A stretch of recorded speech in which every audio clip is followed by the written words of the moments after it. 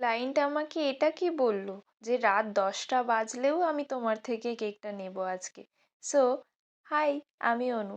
আমি আমার বাড়ি থেকে ছোট্ট একটা কেকের বিজনেস চালাই, অনুজ বেকরি দুনিয়া। তোমরা যারা যারা অনুজ বেকরি দুনিয়া থেকে কেক নিতে চাও, তো আমার সাথে কন্ট্যাক্ট করতে পারো।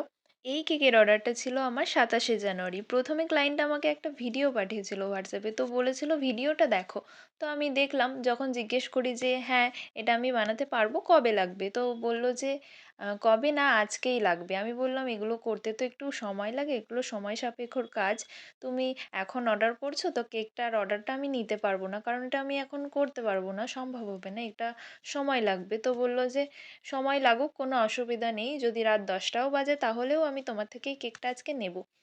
তখন কি বলবো নিজেই বুঝতে পারছিলাম না, তো পরে জানালাম যে হ্যাঁ কেকটা আমি বানিয়ে দিচ্ছি। যদিও আমার পরে কিন্তু রাত 10টাও বাজেনি, কেকটা অনেক তাড়াতাড়ি আমি শেষ করে দিয়েছিলাম কেকটা। তো আমার কাছে কিন্তু ভীষণ পছন্দ হয়েছিল, বিশেষ করে ওই সুপারিটা একদম রিয়েল লাগছিল সামনে থেকে। ফটোতেও অনেকটা লাগছে, জানি না কতটা কি বুঝতে পারছো তোমরা। আর ক্লায়েন্টটা এখনও পর্যন্ত আমাকে কোনো রকম কিছু রিভিউ দেয়নি, জানি না কেমন লেগেছে। আমার কিন্তু ভীষণ পছন্দ হয়েছিল, আর আমার বাড়ির সবাইও বলেছিল এটা খুব ভালো হয়েছে। প্রথমবার এই ধরনের কাজ করলাম, ভীষণ ভীষণ এক্সাইটেড ছিলাম কেমন হবে সেটা দেখার জন্য, কেমন করতে পারবো। তো আমার মনের মতো করে আমি করতে পেরেছি, এইটুকুই বলতে পারি। আশা করি তোমাদের ভালো লাগবে।